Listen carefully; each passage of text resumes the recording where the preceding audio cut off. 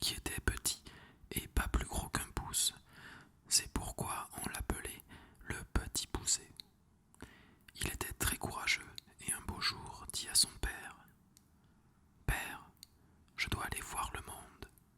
Tu as raison, mon fils, répondit le vieil homme, qui prit une longue aiguille à rebriser et fit fondre dessus une noisette de cire. Tu as maintenant une épée pour aller sur les chemins.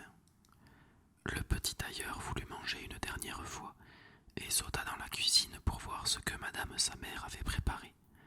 Le repas était servi et le bol était sur la cuisinière. Puis il demanda: Madame ma mère, qu'y a-t-il à manger aujourd'hui? Regarde par toi-même, dit la mère. Alors le petit poucet sauta sur la cuisinière et regarda dans le plat. Mais comme il tendit son cou trop loin, la vapeur provenant de la nourriture l'emporta et le fit monter dans la cheminée. Il s'éleva pendant un moment, porté par la vapeur, jusqu'à ce qu'enfin il retombe sur terre. Le petit tailleur voyagea alors dans le monde entier et alla travailler chez un patron, mais la nourriture n'était pas assez bonne. Maîtresse, si vous ne me donnez pas une meilleure nourriture, déclara le petit poucet, je m'en irai écrire à la craie sur la porte de votre maison: trop de pommes de terre, pas assez de viande. Adieu, monsieur le roi de la pomme de terre. Que veux-tu de plus, sauterelle?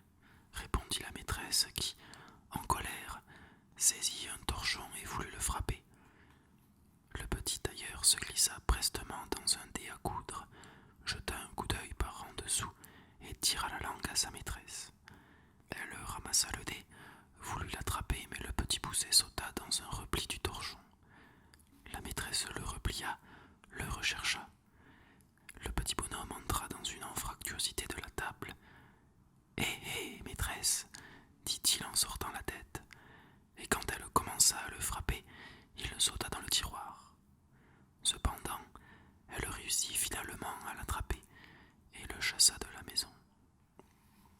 Le petit tailleur voyagea, arriva dans une grande forêt où il rencontra une bande de voleurs qui avaient l'intention de voler le trésor du roi.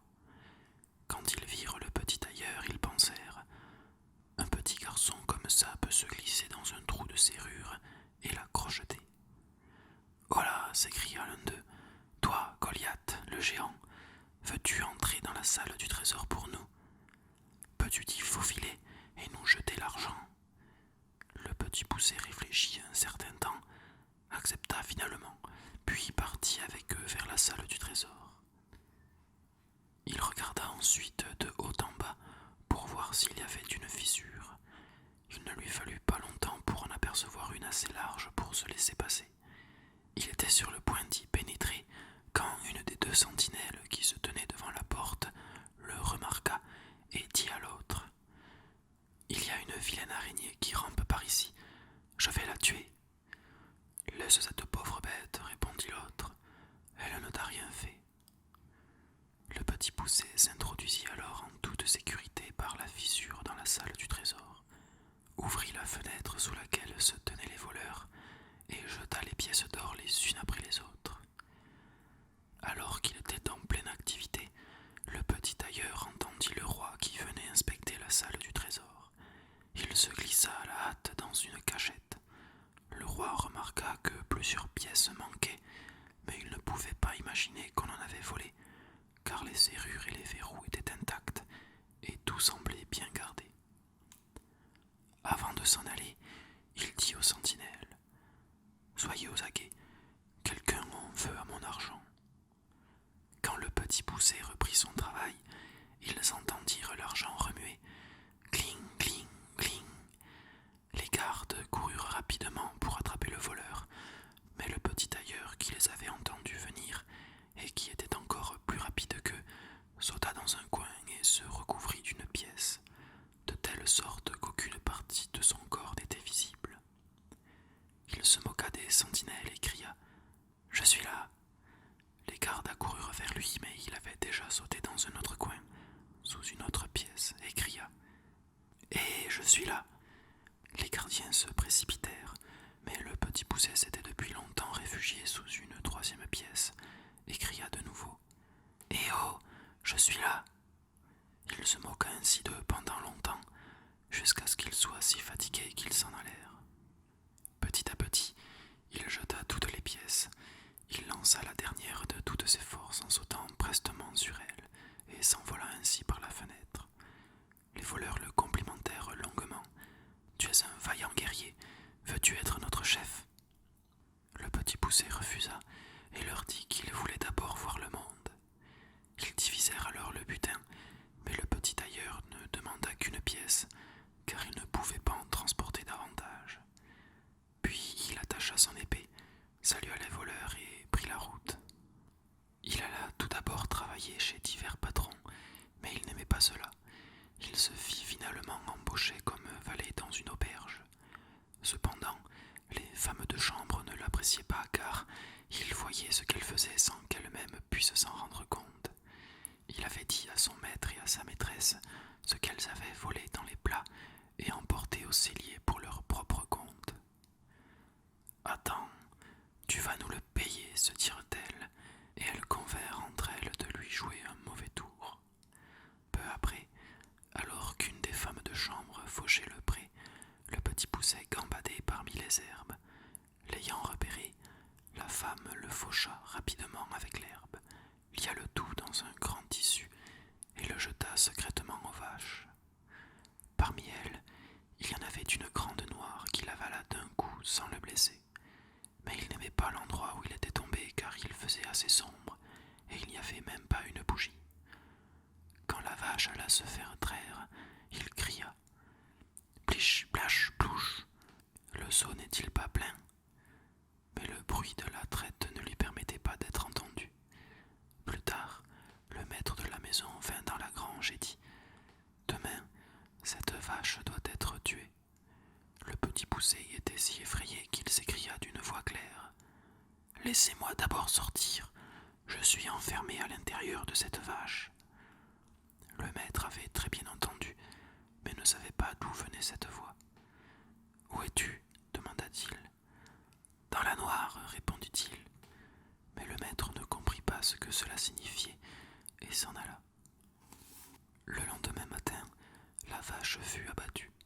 Heureusement, le petit poucet n'eut aucune égratignure, ni au découpage, ni au hachage. Mais il se retrouva tout de même dans la chair à saucisse.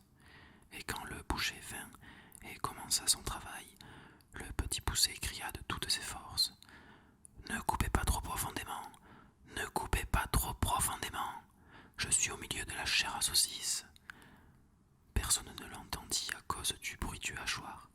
Le pauvre petit poucet était maintenant en grande difficulté, mais la difficulté aiguise l'esprit, et il sauta si adroitement entre les lames qu'aucune d'entre elles ne le toucha, et il réussit à sauver sa peau. Mais il ne réussit toujours pas à s'en sortir. Il n'eut pas d'autre solution que d'être plongé dans un boyau avec des morceaux de lard. L'endroit était un peu étroit. Il fut ensuite suspendu dans la cheminée pour être fumé, où il s'ennuya énormément pendant fort longtemps.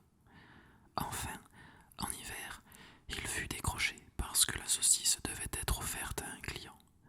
Lorsque l'hôtesse la coupa en tranches, il prit soin de ne pas trop étirer le cou afin de ne pas être coupé. Enfin, il saisit le bon moment, se fraya un passage et sauta. Le petit tailleur ne voulut pas rester plus longtemps dans cette maison où il était aussi maltraité et reprit immédiatement son voyage. Mais cette liberté ne dura pas longtemps. Dans la campagne, il croisa un renard sur le chemin qui l'avala alors qu'il était perdu dans ses pensées. « Voilà, monsieur Renard, s'écria le petit tailleur, c'est moi qui suis coincé dans votre gorge. Rendez-moi la liberté. » « Tu as raison, répondit le renard. Si je te mangeais, j'aurais l'impression de ne rien avoir dans l'estomac. Mais si tu me promets les poulets qui sont dans la basse-cour de ton père, je te laisserai partir. » « De tout mon cœur, répondit le petit poucet. Je vous promets que vous aurez tous les poulets que vous désirez. Alors le renard le laissa sortir et le porta lui-même jusqu'à la maison. Quand le père revit son fils, il donna ses poulets au renard de bon gré. En compensation, je t'apporte belle pièce, déclara le petit poucet, qui lui remit la pièce qu'il avait gagnée au cours de ses voyages. Mais pourquoi le renard a-t-il obtenu tous les poulets à manger? Oh, tu es bête comme une oie.